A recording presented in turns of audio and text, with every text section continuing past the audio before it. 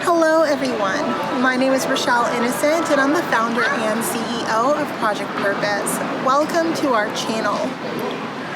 Our community is focused on fostering the intellectual and character development in children. We do this through our parent-child workshops that are focused on 4 themes: autonomy, self-efficacy, compassion, and self-concept in order to cultivate grit, perseverance, and resilience in each child.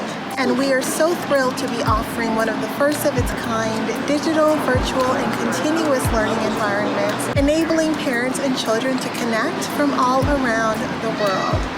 At Project Purpose, our overarching mandate is to renew and rebuild family, community, and relationships. Our different social media platforms provide us with an opportunity to have discussions and to create space on all topics that relate to family, community, and relationships with ourselves as well as with others, with a primary focus on mental health and education.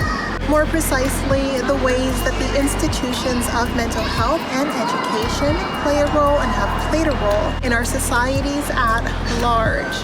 These discussions and debates provide us with an opportunity to think critically about what needs to change within these structures for us to live up to our bold slogan, support, protect, and empower each child through youth-focused development, better known as leadership in juvenescence. We recognize that in valuing our children's leadership potential, this also translates as recreating and co-creating environments, both socially and politically, that will enable our children to thrive. For those of you who are particularly keen on the topic, we also write thought pieces every other Sunday. We have a thought piece scheduled to drop this upcoming Sunday, so be sure to meander over to the website and check out our online content. Now, if it is the case that you are looking for a listening alternative, well, we're available on 12 different podcast platforms for your listening leisure, and we provided you with access to the links in the description down below. Now, as is the convention, be sure to subscribe, hit that post notification bell so that you are aware of every time you post. And of course, if you like these conversations and you want to keep them going, like, comment, and share this segment. Let's get into it. Allo, les mecs. Hello, ladies and gentlemen, and welcome back to another segment here on Project Purpose. So for those of you who are new, we cover topics that relate to mental health, mental wellness, and education on a week-by-week basis. And today's topic of discussion is mental health. And on the topic of mental health, I figured you can get to know me a little bit as we talk about my ideas on self-mastery. And I want to make this a 2-part series on mental health, where the first part, I'm going to talk about the areas of self-mastery that I focus on and what our conversations during our live events really are trying to emphasize by way of areas of development that would be meaningful to each and every one of us. So for those of you who don't know, I love reading. I've always loved reading, and a lot of my ideas and a lot of even the ways that I position my life and position my goals are based on just influences of the different books that I have read. And so my idea around self-mastery is really the flip side, is really the inverse of the deadly sins. So I think all of us have heard about the deadly sins. There's been like a lot of movies done around it, a lot of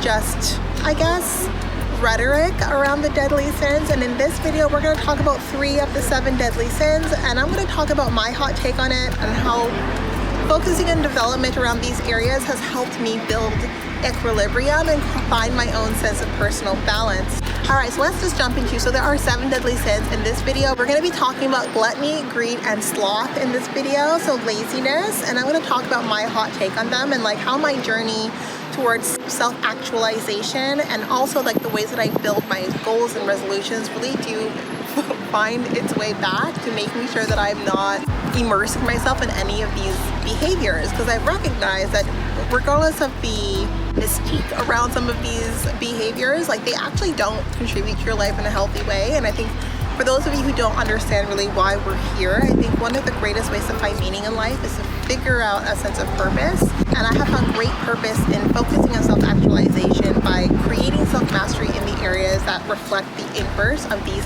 deadly sins. So I want to jump into it. The first deadly sin is gluttony. I have mentioned in so many videos that so many people feel inclined to comment on my dietary choices and on my eating habits because I have a complicated relationship with food. And I have a complicated relationship with food because allergies, because of intolerances, because of some of the messaging that I received, and some of the confusion around body image, because, you know, I was raised in a Caribbean household where curvy and voluptuous was really the norm, and I am anything but that. I'm very petite, and so I used to overeat. I used to eat in abundance, trying to put on weight up until university. And in university, I was actually, you know, indulged in one of Oprah's like big reads, and I was actually trying to find literary artists outside of like the mainstream canons, and I was getting into Latin American literature, and one of the books that I read was 100 Years of Solitude. And let me tell you, this book impacted my life in such a deep and significant way for so many different reasons, and not just for what we're going to talk about with gluttony, but what I recognized was a lot of my insecurity around being small was really contributing to me being gluttonous. And a lot of people who have, you know, observed my eating habits now would say absolutely the opposite, because I am far from that at this point, because I've definitely made leaps and strides on my journey of self-mastery by way of how I eat food and my relationship with food. But I used to eat food for the sole purpose of trying to gain weight, and I used to eat until I was in pain. I would have stomach pains, and not just because I ate food that I was intolerant to or food that I was allergic to, but because I was actually intentionally overeating. Until that is, I read this book, 100 Years of Solitude, and there is a part of this book, and I don't want to ruin it for any of you, but there is this one gluttonous individual, and this book is very, very complex. There's lots of different layers and imaging, and a lot of different metaphors, and just different ways of reflecting the society and the nation that this book is really trying to encompass. There is a man who was gluttonous, who ate himself to death, right? And I'm sorry, it is a spoiler, but I mean, the rest of what I'm saying wouldn't make sense if I didn't at least say that part, but it was just so graphic and so visual, and I recognized that, you know what, while I was far from being the person who was going to eat myself to death, if you really like read the book and you see the way that this person ate, you would see that, you know, very few of us could really attain that level of gluttony. But it changed the way that I looked at food. I'm like, I cannot eat for the sake of changing my body. I need to eat to fuel my body, to nourish my body, and I need my body to dictate how much and how little that I eat. But I never want to overeat, right? So I never want to overeat, and a lot of that has stemmed from this book, 100 Years of Solitude. And I'm very, very, I guess, mindful with my eating now as a result of it, because I never want to be gluttonous again. I don't want to be someone who overindulges just because the food is in front of me. And I also recognize that like my states, my cognitive states are very much attached to what I eat and also how much I eat. So if I'm in a period of my life where I'm looking for clarity, if I need focus, if I need concentration, then I'm going to like keep myself from being full. I'm going to eat to the point that I'm satisfied, to the point that my body has the energy to keep going, but I don't need to be full, because when I'm full, my brain shuts off. So that is how gluttony has played a role in my life, in my self-journey, and why I feel like self-mastery around how we maintain a relationship with food is really important, but not other people's voices. I've always had external voices commenting on my food, whether it's I'm eating too much or I'm eating too little or I'm not eating enough of the right things. It's like, I've got this under control. I don't need any external commentary on my eating. It is one of my biggest pet peeves. But know that like I've had a lot of reflection around food and around consumption of food, and I think that is something that all of us should pay more attention to. So now the next one is greed. And so greed has been also another area that I'm really, really very mindful of. And because I'm a free spirit, I accept and I embrace every stage and phase of my life, all the ebbs and flows of my life. And because of some of the events that have taken place, like I have been very comfortable and I have been very uncomfortable. And I think that accepting the freedom that comes with being very comfortable, but also accepting the limitations that comes with being uncomfortable and not being necessarily in a place where you want to be, like you're pushing for more. But I think greed will have you cut corners and do it the wrong ways. It will have you really make decisions that compromise your integrity, make decisions that you will regret at some point in your life, or that there's a version of you that you might have to kill that would regret those decisions at one point in your life. And I think that greed is one of those things that we don't recognize that our society feeds into, like this desire to continuously consume. In my periods where I'm not comfortable, it gives me an opportunity to be creative in the way that I want to spend my time, and I find I'm always gravitating towards nature, just being in the green, enjoying what nature can give me, that it's really important that we recognize that greed can really eat away at our character. It can eat away at our spirit. So always just like recognizing the limitations of your situation. If I can't create it right now, I am comfortable with the limitations that my life has given me with the situation that I'm dealing with right now, and I'll obviously change, but I never want so much that I'm going to compromise who I am to get it. And I think that that's what greed is. It's really like you want something so much that you step outside of your character to get it, and you allow the things outside of you to really dominate the dialogue inside of you and dominate your sense of self-worth and dominate your sense of achievement. And there's so much beauty and achievement that is achieved outside of the scope of capitalism, outside of the scope of work, of industrialism, of modern society, that we can step into and out of whenever we want. And I think that greed is something that we need to check, and all of us is like a human nature sort of thing, and all of us need to just recognize that we're never operating from a place of greed, because we're operating from a place of self-destruction. I think greed is a very self-destructive behavior. I haven't met anyone who was greedy in any which way, shape, or form where it didn't infringe and impart on our relationship just because of the things that they allowed themselves to do as a result of that greed. So greed is really one of them that we really need to be mindful of and try to curb. And so our conversations in self-mastery, I talk about little things, little areas in our life that help us develop the consciousness and the mindfulness and the intention to curb away from greed, to not like be complacent with where we are, but satisfied with where we are until we can achieve more with our sweat equity. And I think that that's really important, because if I have achieved it with my own sweat equity, then I've earned it, it's mine to celebrate.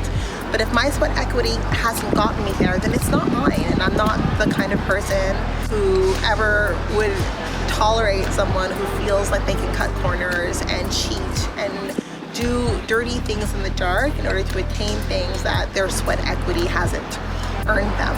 And last but not least, sloth. So if you didn't know, my absolute favorite animal in the entire world is a sloth. I love the sloth, and it's an incredible paradox because I have always been afraid of being lazy. A lot of my healing journey, a lot of the messaging that I received growing up was that, I was inherently lazy, and so it made me have this drive and this ambition, and I always had to keep moving and keep going and keep pushing to show that I was driven, that I was ambitious, that I had purpose, that I had somewhere to be, somewhere to go, that I am someone who has somewhere to be and somewhere to go. And I've recognized that I needed balance. Like, it was really hurting me spiritually, emotionally, physically. It was hurting me in every way that it could. I was not being kind to my body. I wasn't being kind to myself. I wasn't allotting myself rest. But I love the sloth because the sloth has been designed to live a restful life.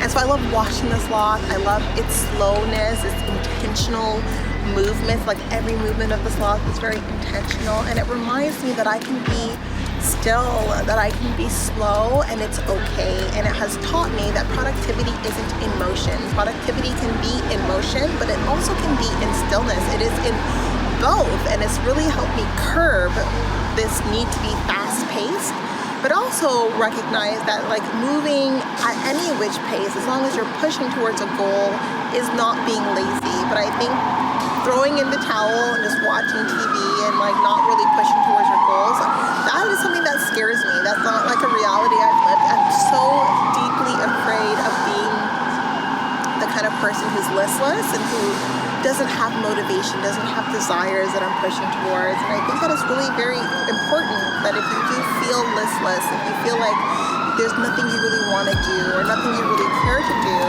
then just recognize that like sometimes laziness is the ball that got that state of mind rolling. Like, sometimes what you need to do to get out of that funk is to just give yourself a task list, even if it's 3 items, and to do it, and just to be productive. Even if one of those items is thinking about your task list for tomorrow and making sure you had at least like 3 items on that list.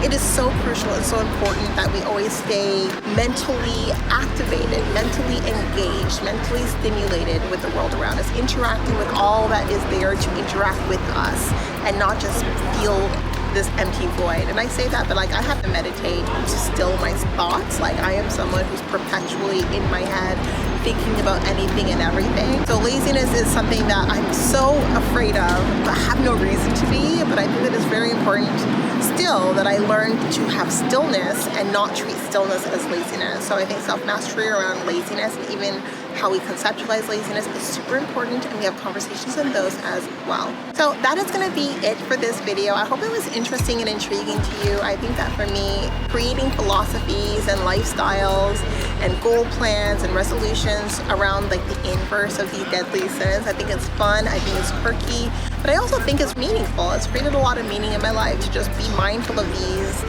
attributes that are part of human nature and to what extent they exist and reflect in my behavior, and then to curb them, to learn to master them, because I never want those kinds of behaviors and those tendencies be what people see in me, right? And I think that it's important that we're just mindful to what extent we exhibit these traits and then master them, of course. In any case, that was it, but definitely not all. Now, before letting you go, I would be remiss if I didn't let you know that we will be going live at least twice a month, every month for the foreseeable future on our Facebook page, so definitely be sure to tune in. Now, these events are paid events, so if you do see yourself participating in our community on an ongoing basis, then I do suggest that you take a look at one of our package plans. Yes, so we do offer package plans over and above our live events, as well as access to webinars and workshops, largely focused on self-mastery over and above these events. We invite you to tune in, check us out across all of our social media platforms, be part of our game changer community, being part of the change that you want to see, allowing us a small role to play in your journey. Now, we are on the road to 1K, so definitely follow us, leave us a like, and we look forward to chatting with all of you very soon. We'll talk to you later.